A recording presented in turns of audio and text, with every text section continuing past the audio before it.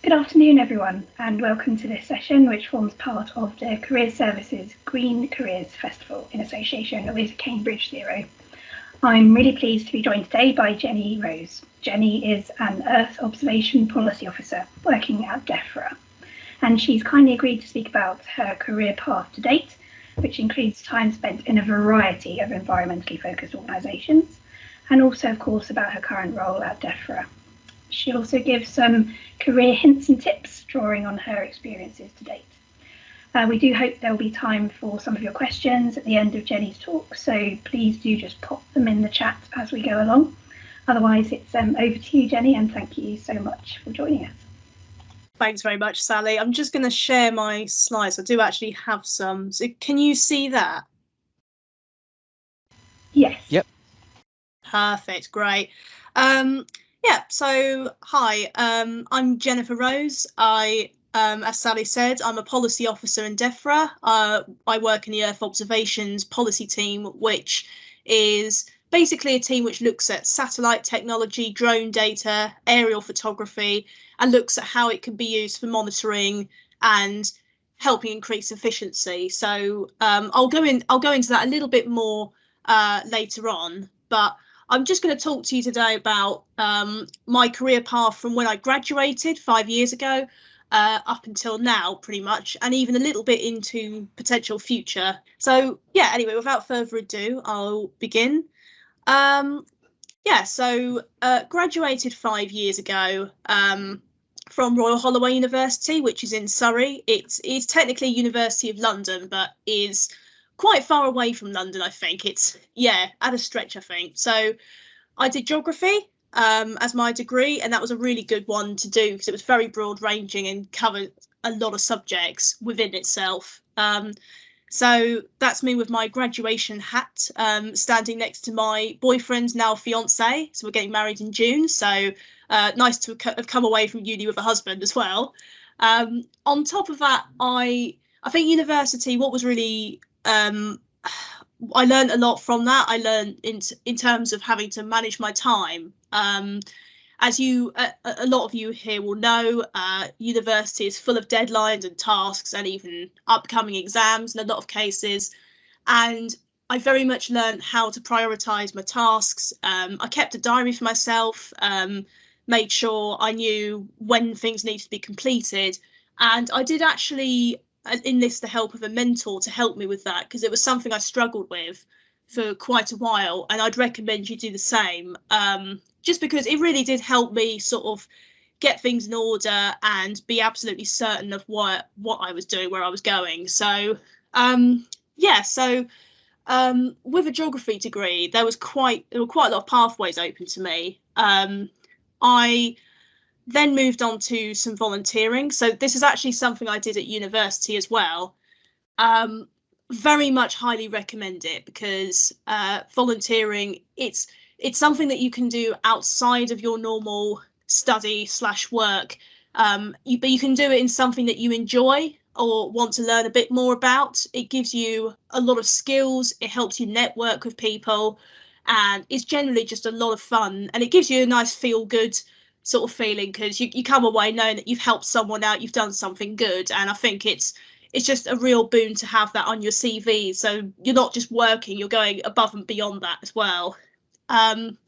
So done quite a bit of volunteering. So I volunteered while I was at uni. I had 2 projects on the go. So one of those was working with the National Trust to lead a conservation group. So we did things like coppicing, so thinning out woodland, maintaining pathways, guiding visitors in terms of what the purpose of our work was. And I also ran a school project, so that involved me going to 2 primary schools in the local area and working with the teachers to improve an outdoor space that they had. So it might have been this grotty sort of old allotment or something, and I'd work with them and the pupils to improve that, make it into a really lovely outdoor learning space and garden. So I think I very much learned how to coordinate and manage large groups of people from that, because when you've got 30 small kids running around, very excited at being outdoors, you have to learn how to sort of rein them in and get them focused on the task at hand. So it's quite a useful skill to have, because sometimes you have to do that with adults, in my experience. Then I continued my National Trust volunteering when I graduated, so I did that for a couple of years.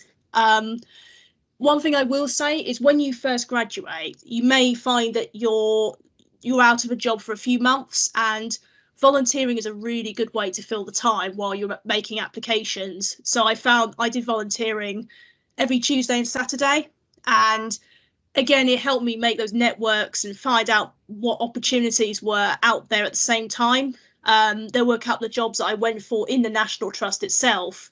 So again, really good way to build up your skills and experience while you're busy sort of applying for other jobs.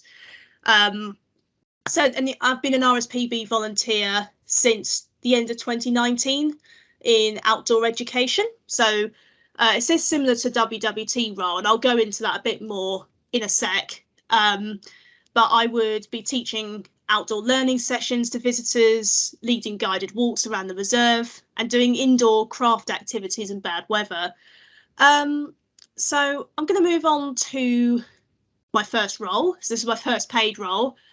I was lucky enough that my university offered some paid internships. So this was a month-long internship in which you could just gain a little bit of extra knowledge and networking ability. So my one, I was partnered with a supervisor who was working on traditional knowledge, and this is sort of looking at Indigenous populations worldwide and this really deep knowledge that they'll have about their environment, and looking at how much this can inform environmental policies in those countries. And traditional knowledge is so much more important than people give it credit for, because there's just that real deep knowledge that you just won't have unless you've lived in that whole area all your life. So I was in charge of writing a literature review on this. So I would read journal articles on the subject, search up government documents, blogs, to gather as much evidence as I possibly could, find out more about where traditional knowledge was really quite prized and formed a big part of environmental policies. For example, in New Zealand, it forms a big part, and where it wasn't quite so ingrained yet, and looking at what governments were doing to try and bring it more into the mainstream. Something that I learned had to do here, which was really useful, was two things. One was critically evaluating arguments, so bringing them all together and really analysing the different perspectives of an argument and forming my own perspective on it. So all of you here on the call, I'm sure that that's something you do as part of your degree. And interviewing academics in the field. So that took more skill, because I had to figure out the right questions to ask to make sure I was getting the right information that I needed to supplement what I already had. So it's one that takes a lot of practice, and I wasn't perfect in this instance, but you do learn the skills of interviewing as you go along if you do it a lot. So yeah, and then I presented that as a literature review. I also wrote a summary article which went on the website of a traditional knowledge project. And if you're interested, I can put a link in the chat once I've finished my talk. So I just have to find it first. Then shortly after that, I went into something quite unexpected. So this was something that I hadn't expected to go into. It was grants and fundraising. I was in charge of working with Tesco. So Tesco have a Bags of Help grant, which non-profit organisations can apply for. And it's a grant which will help them with some project that will then benefit the local community. So it could be new playground equipment, or it could be a care home wants some new equipment for their residents, which will help them even more. So it could be something like that. And that's me in the top right hand corner with Woking Street Angels, who won a grant for new uniforms and equipment to help homeless people on the streets at night. So really, really lovely charity. But my main part was working with applicants on their applications. So I was on hand to help them fill these out properly, and once they came in, processing them alongside others to decide which ones would then go forward for voting in Tesco stores. So that's a voting booth on the left-hand side there, which people would put these little blue tokens in to choose the project which they wanted to get the biggest grant out of the lot. So really, really nice initiative, actually, because everyone got something. And I learned a lot about selling things. So I had to really sell the campaign in stores, at street fairs, at conferences, and really engage people in the importance of the campaign and how the grant could help them. So I learned a lot about how to do that, again with mixed results depending on the audience. And that helped me get in touch with local communities, so charities, local councils, and even just the general public, by engaging them in this scheme. So it was a fixed contract role, and that finished in December 2018. My next role was a summer role. So it was this was only 4 months long, but it was probably the most fun I've ever had in a role. I was a summer learning assistant at the London Wetlands Centre. Really, really awesome stuff. So I was in the education team where I designed lesson plans and delivered these to school trips. These were kids which ranged from 3 years old to as old as 16 sometimes. So I had to tailor lessons according to their curriculum and according to their age. Most of the time it was pond dipping. So we had like these ponds, they'd go and dip in and with nets, put what they caught in trays, and then they'd study them a bit with these charts and learn a bit more about what they caught. I also did lessons on mini beast hunting, plant life, and birds that they could see from the hide. And it was fantastic. It gave me experience of working in a visitor sort of atmosphere. I often had to guide visitors around the reserve as well. It was really good to learn more about the area and get to grips with its wildlife, so I could actually talk to people and know what I was talking about. So yeah, and that was something I did until August 2019. So you'll notice a couple of the pictures have geese in them. They weren't meant to be there. We had a few instances where myself and the team would set up the teaching area, and then we'd bring the school trip there, and the geese have sat down there, they're not moving, and we kind of had to shoo them off without them hissing at us and trying to chase us off. So that was always entertaining. Yeah, so just a general summary there of what I was doing. So teaching lesson plans, keeping track of the stock that we had, so equipment like fishing nets and ID charts that we need for our lessons. And outside of those, I would help maintain the reserve with other team members, and sort of, yeah, keeping things nice and tidy. I think the highlight of that one on the bottom right, that was a bloke called Martin I worked with to help ring sand martins one afternoon, which was fantastic fun. So these were little sand martin chicks which nested in this particular bank. The one that he's holding there is a bit of an older one, but some of them were absolutely tiny, like that small. So absolutely, yeah, fantastic role. After this, that was a big change for me, and I would say this was the biggest career jump. I went from London Wetlands Centre to an office role in DEFRA, a policy role in DEFRA, and this was such a big change in my career. It couldn't have been any more different. And I will admit that for the first month or two, I was sort of thinking, is this what I wanted to do? Is it, because it all felt so different. It was such a change in pace from running around the reserve to sitting at a laptop working. But I'm still here now. It actually turned out to be a pretty good role, and it's been pretty varied. I think part of working in a policy team in government, I think the nice thing about it is that you're contributing directly to government policy through the work that you do. And they're very, very supportive in DEFRA. So this is where I'm going to start talking about why this is a particularly good place to work, because it is. There's so much resource out there to help you make the most of your career and help you progress. Like, colleagues will often let you shadow them. They're happy to talk to you about their role. There's a lot of training courses out there, and opportunities for secondments and internships. So a lot going on in DEFRA.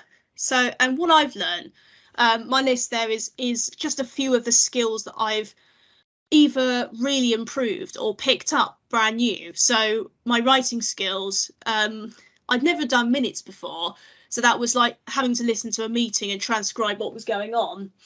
But it was a really handy skill that I learned. I've got a whole record of that now.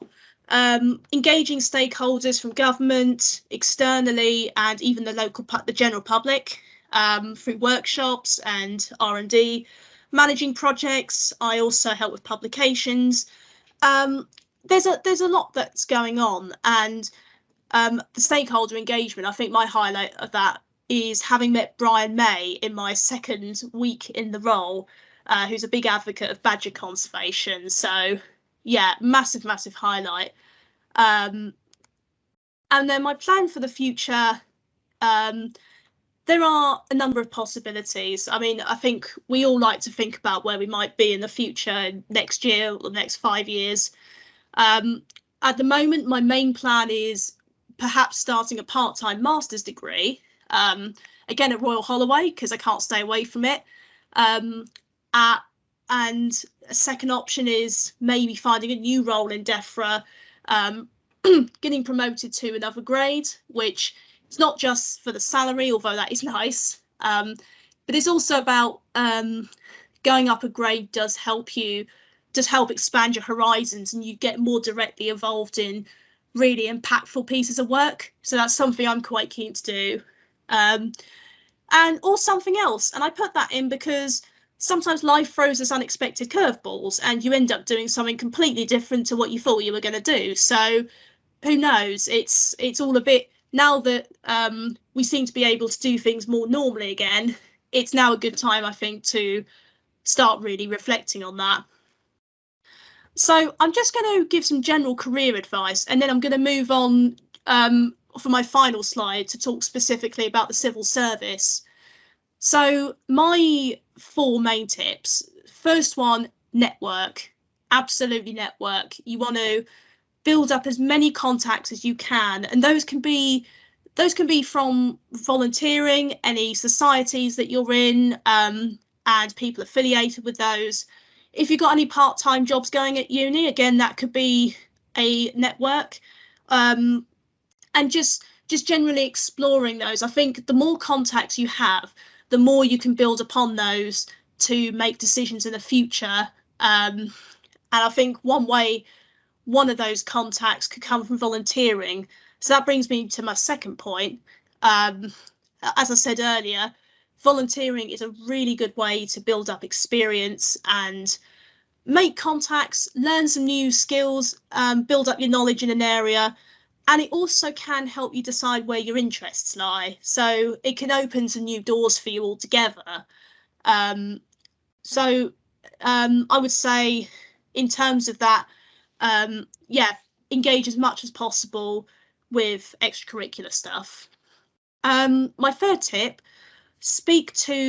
I would strongly suggest speaking to a career mentor about writing your CV and personal statement.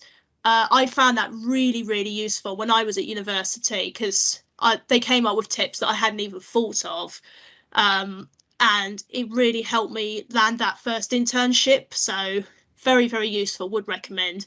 And you can also have your friends and family help if you feel like that's going to be helpful. I would say it depends on the situation, but that's another thing you could also do. I think the main tip I'd like to give is, in terms of your first job, it would be really nice if you were lucky and you could land that dream job, but the reality is that that probably won't happen the first time. I think you need to broaden your horizons in terms of what you want to do for your first job. Try different things out. You know, if you feel like you want to work in the let's say you want to work in the education sector or something, look at general roles in that sector. It could be that there's a role for HR in a school rather than directly a teacher, and it might not be quite what you're looking for, but it will be a stepping stone to the rest of your career. It will be something that you can build into your repertoire of experience, and in some cases it can even completely change your career path. So try things out. I would say keep things general in terms of what you look for, but at the same time, don't go for a job that you know you're going to hate. Everyone's got those careers that they absolutely do not want to do, and make sure it's something that you think you could at least tolerate for a short time. So I would say that. For the civil service, this is my final slide. There are lots of documents online. There's particularly on the success profiles, which most applications will ask for. I would say don't be afraid to contact recruiters. If you want to find out more about the role and what they want to see in a potential applicant, you can contact them directly, and that's absolutely fine for you to do. It's not cheating in any way. In fact, it can make things easier. So civil service job descriptions can be a bit dry and a bit wordy sometimes, and I find that talking directly to the recruiter can actually make it a lot easier for me to understand what I'm actually applying for. So definitely do that. Again, get friends and family, even a career mentor, to look over your applications and provide feedback. If possible, if you get an application you don't succeed in, try and get feedback from why, if you can, and that will help you improve for future ones. And pretty much the same tips as before. Make sure it's a role that you quite like the sound of, that you think you could you could go for. And if you're lucky enough to make it to interview, be professional, be polite, but most of all, be yourself. You know, you want to show who you are, and you want them to accept you as you really are, because putting on a mask in work is not that fun. So be yourself, but be polite. I think that's my main tip there. And if you are fortunate to be hired for a job in the civil service, take as much time as you need learning about where you're working. Again, make those networks, talk to people about their roles and how they can work with you. Take notes, shadow meetings, and you know, it's a real learning. Those first 2 or 3 weeks, just write everything down. You can get a notebook, write your notes down, have one-to-ones with people. It's going to be an overload of information, and the more you write down, the more you'll be able to start making sense of bits and bobs of where you're working. So always ask questions as well. So that's my second tip. If you don't understand something in particular, make sure you ask about it, and make sure that you're fully aware of what you're meant to be doing. And similar to what I was talking about when I was at uni, make yourself a to-do list, set yourself deadlines, and block out time in your calendar between meetings to finish tasks. That is a really important point. You may have a blank 2-hour gap, you could do something, and then someone will stick a meeting in it, and suddenly your time's gone. So do block out time to finish tasks. I get to know civil service acronyms. We have so many acronyms, and when you're new, you may not know what those are. So again, write those down, make an acronym log for yourself, and you'll learn them in no time. Finally, be professional, but again, be yourself. You want workplaces to accept you as you, and like I think that's so important going forward, because then you'll really come out of your shell. You'll really shine if you show who you are and your own skills and experience and knowledge, and let those shine through from all your previous roles and previous experiences, and that will make you very unique in the workplace. So that's it for me. I'm just gonna stop sharing if I can, and happy to take any questions.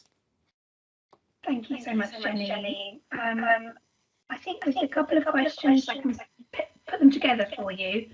So the first is it possible to get a summer internship in DEFRA? The questioner is a penultimate year student. And also, what does the application process look like for DEFRA? Is there an assessment centre? Any tips on that you might have? Yeah, I think I'll cover the application process first. So that very much depends on the role. Normally, I think nearly every application you do success profiles. So those will be 250-word competencies where you use your STAR technique, so situation, task, action, results, to describe an example. There is a document online on success profiles. There's, I think, 9 different ones, and most jobs usually ask you for 2 or 3, but it can be more depending on how important the role is. But they all cover different aspects like communicating and engagement, delivering at pace, and all those sorts of areas. And you'll often be asked for that. You may also be asked to put in your CV and or a personal statement as well. So the personal statement could be anything from 500 to 1,000 words, again, depending on the role and what they're asking for. And I think the difference is your behaviours, I feel like you can use the same ones for different roles. They don't have to relate to they don't necessarily have to relate to the role itself, as long as it meets the success profile standards. But your personal statement, you do want to tailor that to the job description, and you want to meet the criteria that they're laying out in the role description. So I think that's the key difference there. And I think DEFRA does do summer internships. I don't know a lot about that. I don't know if Gavin might know more on that. But I can find that out. I think they've been a little bit paused because of the pandemic, but there may be some more this summer, but I'm not entirely sure on that. So unfortunately, I'm not in that part of the team, so I'm not quite sure yet.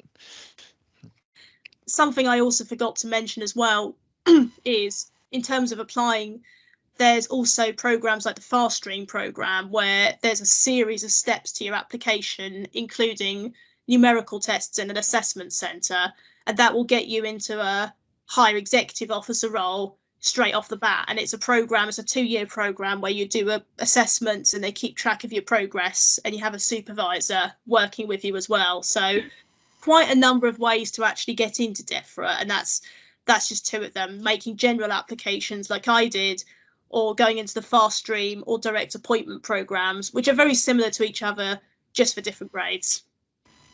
Thank you both for that. I think probably maybe some good advice would be to have updates set up on the Civil Service Jobs website, which basically covers the A to Z of the civil service. So I would imagine that anything DEFRA related would be on there. I mean, as a career service, we hear about some things, but if you've got that centralised point where you can be sure of getting the updates, that might be good.